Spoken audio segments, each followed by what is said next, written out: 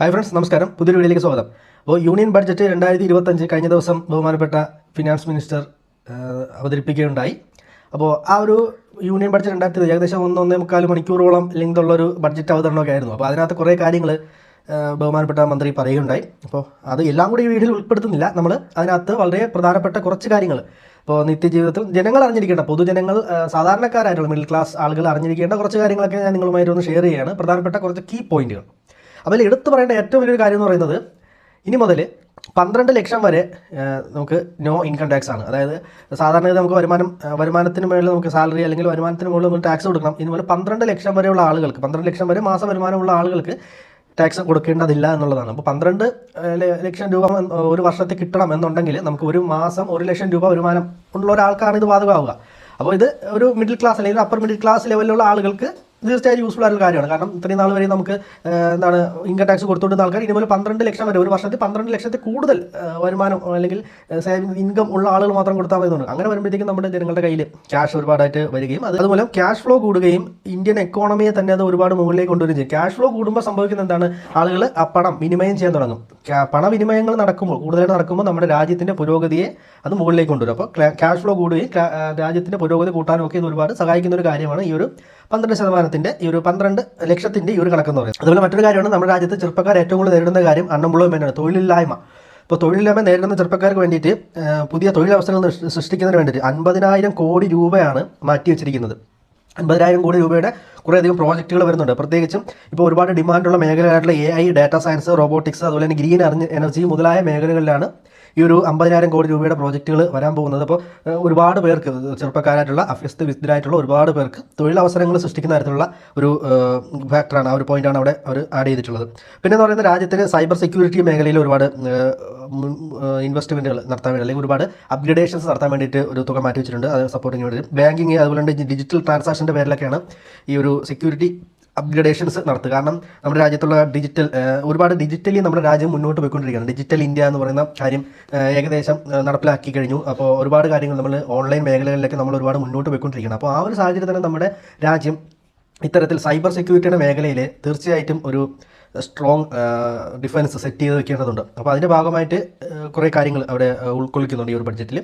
അപ്പോൾ ഇപ്പോൾ തന്നെ നമുക്കറിയാം, ഒരുപാട് AI സാങ്കേതികവിദ്യകളുടെ കടന്നവരോടുകൂടി ഒരുപാട് സൈബർ തട്ടിപ്പുകൾ, ഇപ്പോൾ ഉദാഹരണത്തിന് ഇപ്പോൾ ഫോൺ വിളിച്ചിട്ട് വീഡിയോ കോളൊക്കെ വിളിച്ചിട്ട് ഉള്ള തട്ടിപ്പുകളുണ്ടല്ലോ. മറ്റേ പോലീസ് വിർച്വൽ അറസ്റ്റ് ചെയ്തിരിക്കുകയാണ്, നിങ്ങൾ ഇത്ര ലക്ഷം രൂപ അക്കൗണ്ടിലോട്ട് കിട്ടില്ല എന്നുണ്ടെങ്കിൽ നിങ്ങളുടെ അറസ്റ്റ് ചെയ്യുമെന്നൊക്കെ പറഞ്ഞിട്ടുള്ള കോൾസ്, അത്തരത്തിലുള്ള ഒരുപാട് സൈബർ ത്രട്ടനിങ്ങും സൈബർ അറ്റാക്കുകളൊക്കെ കൂടി വരുന്ന സാഹചര്യം, പ്രത്യേകിച്ച് AI ഉപയോഗിച്ചുള്ള തട്ടിപ്പുകൾ ഒരിക്കലും തിരിച്ചറിയാൻ ഭയങ്കര ബുദ്ധിമുട്ടുള്ള രീതിയിലുള്ള തട്ടിപ്പുകളുണ്ട്. അപ്പോൾ ആ ഒരു സാഹചര്യത്തിൽ സൈബർ സെക്യൂരിറ്റിയിൽ ഒരുപാട് സുരക്ഷ ഉറപ്പാക്കാനുള്ള സംവിധാനങ്ങൾ കൊണ്ടുവരുന്നുണ്ട്. പിന്നെ ഓർഗാനിക് ഫാമിങ്ങിന് വേണ്ടിയിട്ട്, അതായത് ഓർഗാനിക് ആയിട്ടുള്ള രീതിയിൽ ഫാമിംഗ് ചെയ്യുന്ന കർഷകർക്ക് ടാക്സ് ഇളവ് അതുപോലെ തന്നെ സബ്സിഡിയൊക്കെ കൊടുക്കുന്ന കാര്യങ്ങൾ കൊണ്ടുവരുന്നുണ്ട്. അപ്പോൾ അതിലൂടെ തന്നെ ഒരുപാട് പ്രകൃതി മലിനീകരണങ്ങൾ അതുപോലെ തന്നെ നമുക്ക് ഓർഗാനിക് ആയിട്ടുള്ള ഒരുപാട് കാർഷിക ഉൽപ്പന്നങ്ങൾ, അത്യുൽപാദന ശേഷിയുള്ള ഉൽപ്പന്നങ്ങളൊക്കെ ലഭിക്കാനുള്ള സാധ്യതയാണ് അവിടെ കൂടുന്നത്. മറ്റൊരു പ്രധാനപ്പെട്ട പോയിന്റ് എന്ന് പറയുന്നത് മെഡിക്കൽ ഫീൽഡിലുള്ള കാര്യങ്ങളാണ്. മെഡിക്കൽ ഫീൽഡിൽ ജീവൻ രക്ഷാ മരുന്നുകൾ, കുറച്ചധികം ജീവൻ രക്ഷാ മരുന്നുകളുടെയൊക്കെ വില കുറച്ചിട്ടുണ്ട്. പിന്നെ മെഡിക്കൽ രംഗത്ത് AI ഉപയോഗിച്ചുള്ള ഡയഗ്നോസിസ് പ്രോത്സാഹിപ്പിക്കുന്നതിന് വേണ്ടിയിട്ടുള്ള കാര്യങ്ങളാണ്. അതായത് ആർട്ടിഫിഷ്യൽ ഇൻ്റലിജൻസ് ഉപയോഗിച്ചിട്ട് ഒരു രോഗിയുടെ രോഗം നിർണ്ണയിക്കുകയും അതിലൂടെ ആർട്ടിഫിഷ്യൽ ഇൻ്റലിജൻസിൻ്റെ സഹായത്തോടു കൂടി തന്നെ അയാൾക്ക് ഏറ്റവും മികച്ച രീതിയിലുള്ള ട്രീറ്റ്മെൻറ്റ് പ്രൊവൈഡ് ചെയ്യാനൊക്കെ സാധിക്കുന്ന തരത്തിലുള്ള സംവിധാനങ്ങളാണ് ഇനി വരാൻ പോകുന്നത്. പിന്നെ കർഷകർക്ക് വേണ്ടിയിട്ട് ഒരു കാര്യം കൂടെ ഉണ്ട്, PM കിസാൻ പേയ്മെൻറ്റ്. ഇപ്പോൾ 6,000 രൂപ കിട്ടിക്കൊണ്ടിരിക്കുന്നത് അത് ഉയർത്താനുള്ള സംവിധാനങ്ങൾ കൊണ്ടുവന്നു. പിന്നെ നവീന കൃഷി സംവിധാനങ്ങൾ ഇംപ്ലിമെൻറ്റ് ചെയ്യാനുള്ള സഹായങ്ങളും ഇവിടെ ഉൾക്കൊള്ളിച്ചിട്ടുണ്ട്.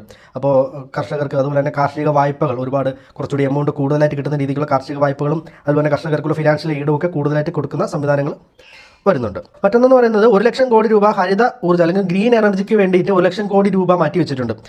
എടുത്തു പറയേണ്ട കാര്യം വെച്ചാൽ സോളാർ, വിൻഡ് അതുപോലെ തന്നെ ഇലക്ട്രിക് വെഹിക്കിൾ, അതിനൊക്കെ വേണ്ടിയിട്ടാണ് ഗ്രീൻ എനർജിക്ക് വേണ്ടിയിട്ട് മാറ്റി വെച്ചത്. 1 ലക്ഷം കോടി രൂപയുടെ പ്രോജക്റ്റുകളാണ് അവിടെ മാറ്റി വെച്ചിട്ടുള്ളത്.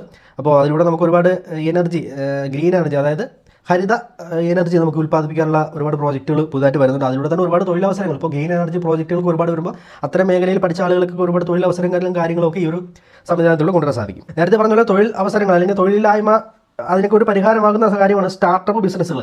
ഒരുപാട് സ്റ്റാർട്ടപ്പ് ബിസിനസ്സുകൾക്കും അതുപോലെ AI-ക്കും പിന്തുണ നൽകുന്ന രീതിയിലുള്ള കാര്യങ്ങൾ ഇവിടെ കൊണ്ടുവന്നിട്ടുണ്ട്. അതായത് ആർട്ടിഫിഷ്യൽ ഇൻ്റലിജൻസ്, അത് 500 കോടി രൂപ അവിടെ ആർട്ടിഫിഷ്യൽ ഇൻ്റലിജൻസുമായി ബന്ധപ്പെട്ടുള്ള സ്റ്റാർട്ടപ്പുകൾക്ക് വേണ്ടിയിട്ട് നീക്കി വെച്ചിട്ടുണ്ട്. ഇപ്പോൾ കഴിഞ്ഞ ദിവസം ചൈനയുടെ ഒരു ആർട്ടിഫിഷ്യൽ ഇൻ്റലിജൻസ് ബോട്ട് പുറത്തിറങ്ങിയത് DeepSeek AI എന്ന് പറഞ്ഞിട്ട്. അമേരിക്കയുടെ ചാറ്റ് GPT, അതുപോലെ തന്നെ മെറ്റ, അങ്ങനെ ഒരുപാട് ആർട്ടിഫിഷ്യൽ ഇൻ്റലിജൻസ് ചാറ്റ് ബോട്ടുകൾ. അപ്പോൾ ഇന്ത്യയുടെ ഭാഗത്തു നിന്നും ഒരു ആർട്ടിഫിഷ്യൽ AI സംവിധാനം, AI ടൂള് വരുന്നുണ്ട്. 1370 കോടി രൂപയുടെ ഒരു AI പ്രോജക്റ്റാണ് വരുന്നത്. അതായത് AI മേഖലയിൽ ചൈനയും അമേരിക്കയും മാത്രമല്ല മുന്നിട്ട് നിൽക്കുന്നത്, ഇന്ത്യയും ഒരുപടി മുന്നിൽ തന്നെയാണ് നിൽക്കുന്നത് എന്നാണ് ഇവിടെ കാണിക്കുന്നത്. അതായത് നമുക്കിപ്പോൾ 1370 കോടി രൂപയുടെ പ്രോജക്റ്റാണ് വരാൻ പോകുന്നത് ആർട്ടിഫിഷ്യൽ ഇൻ്റലിജൻസ് മേഖലയിൽ. അതായത് ഒരു AI സംവിധാനം, ഇന്ത്യയുടെ സ്വന്തം ഒരു AI സംവിധാനം ഉടനെ തന്നെ വരുന്നുണ്ട്. ഏകദേശം 10-12 മാസങ്ങൾക്കുള്ളിൽ തന്നെ വരും എന്നൊക്കെയാണ് അറിയാൻ കഴിഞ്ഞിരിക്കുന്നത്. പിന്നെ മറ്റൊരു കാര്യം എന്ന് പറഞ്ഞത്, നമുക്ക് 10 ലക്ഷം കോടി രൂപ ഇൻഫ്രാസ്ട്രക്ചർ ഡെവലപ്മെൻറ്റിനും അതുപോലെ റോഡ് അങ്ങനെയുള്ള അടിസ്ഥാന സൗകര്യങ്ങൾ വർദ്ധിപ്പിക്കുന്നതിന് വേണ്ടി മാറ്റി വെച്ചിട്ടുണ്ട്. അപ്പോൾ അത് ഇന്ത്യയുടെ മുഖച്ഛായ തന്നെ മാറ്റുമെന്നുള്ള കാര്യത്തിൽ യാതൊരു സംശയമില്ല. കാരണം 10 ലക്ഷം കോടി രൂപയുടെ പുതിയ റോഡ് നവീകരണം, അതുപോലെ തന്നെ മറ്റ് കെട്ടിടങ്ങൾ, ഇൻഫ്രാസ്ട്രക്ചർ സംവിധാനങ്ങളിലുള്ള നവീകരണ പ്രവർത്തനങ്ങളും പുതിയ ഇൻഫ്രാസ്ട്രക്ചർ സംവിധാനങ്ങളുടെ നിർമ്മാണവും ഒക്കെയാണ് അവിടെ ഉൾക്കൊള്ളിച്ചിരിക്കുന്നത്. മറ്റൊന്ന് പറഞ്ഞാൽ റെൻ്റൽ ഇൻകത്തിൻ്റെ കാര്യത്തിലുള്ള TDS പരിധി ഉയർത്തി എന്നുള്ളതാണ്. അതായത് നിലവിൽ നമുക്ക് TDS അഥവാ ടാക്സ് ഡിഡക്ഷൻ അറ്റ് സോഴ്സ് എന്ന് പറയുന്ന സംവിധാനത്തിൽ നമുക്ക് 50,000 രൂപയായിരുന്നു നേരത്തെയുള്ള പരിധി എന്ന് പറയുന്നത്. ഇപ്പോൾ നമുക്ക് 1 ലക്ഷം രൂപ വരെ TDS ഉയർത്തിയിട്ടുണ്ട്. അപ്പോൾ റെൻ്റൽ ഇൻകം ഉപയോഗിച്ചിട്ട് ജീവിക്കുന്ന ഒരുപാട് പേര് ഇപ്പോൾ ഉണ്ടായിരിക്കും. അപ്പോൾ അവർക്കൊക്കെ അത് യൂസ്ഫുൾ ആണ്. അതായത് ഇപ്പോൾ 6 ലക്ഷത്തിന് എബോ ആണെങ്കിൽ മാത്രമേ നമുക്ക് TDS കട്ട് ചെയ്യത്തുള്ളൂ. നേരത്തെ അതിൽ കുറവായിരുന്നു. ഇപ്പോൾ നമുക്ക് 6 ലക്ഷത്തിന് എബോ ആണെങ്കിൽ, അതായത് റെൻ്റൽ ഇൻകം 6 ലക്ഷത്തിന് എബോ ആണെങ്കിൽ മാത്രം, മുകളിലാണെങ്കിൽ മാത്രമേ TDS കട്ട് ചെയ്യത്തുള്ളൂ. അപ്പോൾ ഇത്രയൊക്കെയാണ് നമുക്ക് പ്രധാനമായിട്ടും അവിടെ എടുത്ത് പറയേണ്ട പോയിന്റുകളെന്ന് പറയുന്നത്. അപ്പോൾ ഇനിയും ഒരുപാട് കാര്യങ്ങളുണ്ട്, എല്ലാം കൂടി നമുക്ക് വീഡിയോയിൽ ഉൾക്കൊള്ളിക്കാൻ പറ്റും. ഇപ്പോൾ സാധാരണക്കാരെ, ഒരു കോമൺ മാൻ അറിഞ്ഞിരിക്കേണ്ട കുറച്ച് കാര്യങ്ങളൊക്കെ ഇവിടെ നിന്ന് ഉൾക്കൊള്ളിച്ചിട്ടേ ഉള്ളൂ. അപ്പോൾ ബഡ്ജറ്റ് ഇത്രയൊക്കെയാണ് ഇതിനകത്ത്. ഇത്രയല്ല, ഇതിനും കുറേ കാര്യങ്ങളുണ്ട്. കുറച്ച് കാര്യങ്ങൾ മാത്രമേ ഉൾക്കൊള്ളിച്ചിട്ടുള്ളൂ. ബാക്കി കാര്യങ്ങൾ നമുക്ക് പിന്നീട് മറ്റ് വീഡിയോകളിലായിട്ട് ചർച്ച ചെയ്യാം.